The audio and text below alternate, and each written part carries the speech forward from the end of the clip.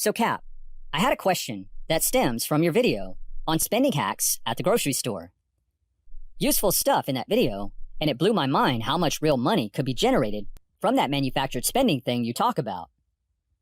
I noticed a comment from you about buying silver and wanted to know if or how I could use credit cards to buy gold or silver at a nice discount. I know buying precious metals isn't considered an investment and is merely a way of preserving wealth, but I've been researching it a lot lately and found some useful resources which have me convinced I should have at least a small portion of my net worth saved into gold or silver. How about you do one of your pro-con analysis on some good options to obtain precious metals by using credit cards? Credit cards can be very helpful in reducing the cost in buying precious metals. I'm Cap, and welcome to Screaming Lincoln's Consumer Credit Series. Commodities like gold and silver have made nice gains the past couple years. No one can guarantee the value of gold or silver will go up in the coming years, but many wealth preservation experts agree these two precious metals should perform well over time. There are two main benefits to using credit cards to buy gold and silver: time and rewards. Time is afforded with certain credit cards that come with lengthy 0% APR promotions that can often last for well over a year from account opening. Surprisingly, some credit issuers are still offering lengthy 0% APR terms for opening certain credit cards. These 0% APR terms are different than those 0% balance transfer offers, which simply move debt from one card to another. Here is a recent list as of late 2020 showing which issuers are still offering cards with lengthy 0% terms.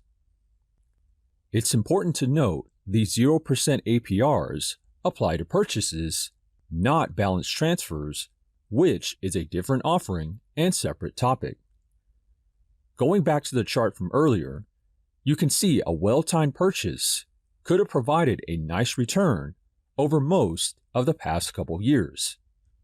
Again, the spot price of precious metals isn't guaranteed to continue to go up, but many analysts expect a nice run-up over the next several years and have begun flooding the gold and silver market with new retail investor money. Upon the end of the 0% APR term, many investors may experience a healthy return in the value of their metals.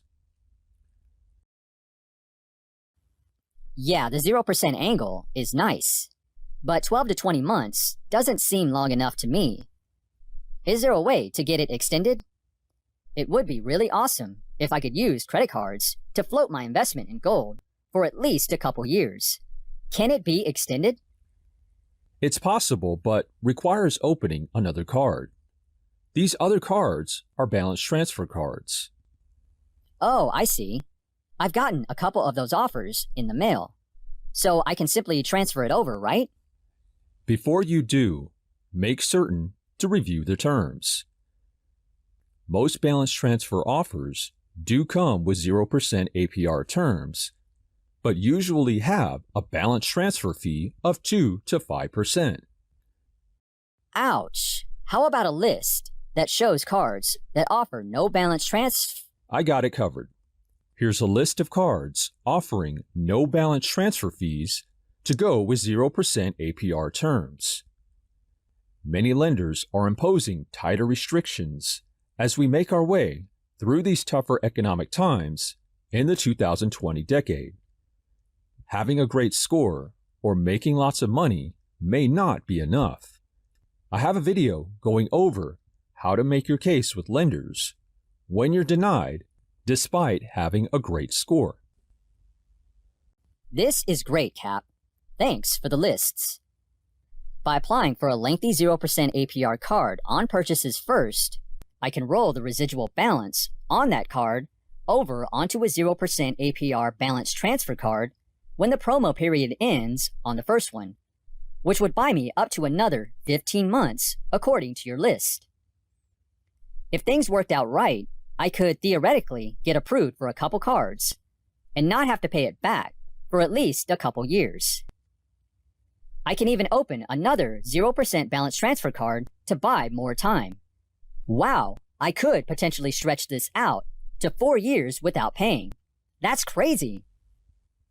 It's easy to jump right into the gold and silver frenzy and expect nice gains as their value increases. But many assumptions are made in your scenario. First, you're assuming lenders will approve you for multiple cards. Unless your credit history is immaculate or you can demonstrate a healthy income stability level, you may only find yourself approved with just 1 or 2 cards. Then you've got to worry about the limit the lender sets. Good luck buying an ounce of gold with just a $1,000 credit limit. There are ways to get limits increased, but again, it's another potential obstacle. Lastly, the price of metals is always changing. While the uptrend has continued nicely since 2020 began, it's not a guarantee that their prices will keep going up, despite what many experts may say. Oh, I understand that part. I don't intend to put too much into gold and silver, and will only allocate about 10% of my savings and investments into physical metals for now. Now, how about we look at ways to decrease the costs in obtaining gold and silver using cards? That brings us to the second benefit in using cards, which is the rewards they provide in reducing the cost in buying metals. Purchasing gold or silver comes with additional premiums that many dealers charge to willing buyers. For gold, you can expect to pay an extra 3 to 10% over the market price, or spot price as it's commonly called. For silver, it's much higher and starts at 6% and can go well above 20% when demand is high like it is now. The smaller weights of metals carry higher premiums compared to their heavier counterparts, which often come with premiums that are usually much less. The trade-off is the lower weight denominations are easier to liquidate because they're broken into smaller pieces. If you had a 1-ounce American Eagle gold coin or 10 of the 1/10 ounce coins, you can break up the liquidation into smaller increments and not be locked in to liquidating your entire gold portfolio in one shot if all you had was an ounce. Keep in mind that current demand dictates the amount of additional premiums that dealers pass on. So market demand not only influences the spot price, but it also allows dealers to pass on higher premiums, especially if supply gets too low to meet demand. Quick review. Buying metals comes with 2 costs. One is the spot price of the metal, and the other is the additional premium costs that dealers impose. Credit card rewards can be used to significantly offset the cost when buying gold and silver. Let's run through a few comparisons. The first is very straightforward. Simply use a card in your wallet that provides the best rate of return on spend. Many consider Citibank's Double Cash Card to be their card of choice for its simplicity. Other cards that provide higher returns exist, but come with strings attached, like Bank of America's Premium Rewards Card and its 2.625% unlimited return on spend. Using any of the cards listed here will provide a modest 2% return on any spend. There are many precious metal dealers online, and here are just a few. All of them have different pricing for bank ACH payments, cryptocurrencies, and credit cards, with card transactions encountering a whopping 4.16% over the ACH pull straight out of your bank option. But the good news is that many of these same online dealers have their own storefronts on eBay's site as well. Let's do a quick comparison on what the price difference is between an online dealer's private site versus their eBay site when using a 2% cashback card. Fun fact when buying gold and silver: hitting the refresh button often results in a price change because the markets are still active. They only close for an hour in the evenings Monday through Thursday, then a full 2 days from Friday evening till Sunday evening. Here's a site from online dealer Bullion Exchanges with the price noted for a 1-ounce American Eagle. Here is the eBay version price of that same item. Again, I'm comparing the cash price on Bullion Exchange's site with the price they have listed on eBay. Notice there is no separate pricing scheme on eBay. It's the same price no matter how you pay. Here is the difference between the two. Now with a little math, we see the real cost of paying with the card through eBay versus paying direct with cash through their private site. It's certainly a nominal amount, but when buying gold or silver, every dollar helps when reducing cost. Meh, that's weak sauce, but I get what you're saying. Is this the best I can do? How about using a card sign-up bonus to offset some of the cost? Absolutely. In fact, some of the cards with lengthy 0% APR promos come with a nice sign-up bonus like Chase's Freedom Flex or Freedom Unlimited cards. Both come with a temporarily increased $200 cash bonus for spending just $500. They also provide 15 months of 0% APR. So you can buy gold late in 2020 and, if you time it right, not have to pay until 2022 and score a nice discount. Wait, you haven't gone over the negative side of things yet, have you? All right, what's the downside I'm not seeing here? There's always a downside. Before we get into the downsides, let me elaborate on using cards for ongoing spend to buy gold and silver. What I mean is that certain cards provide more than just a nice sign-up bonus, lengthy 0% APR term, and 2% cash back or better. In fact, the Chase Freedom Flex card I mentioned earlier will provide a nice 5% return on spend when using PayPal as a payment option, which eBay provides through their site for many of these online precious metal dealers.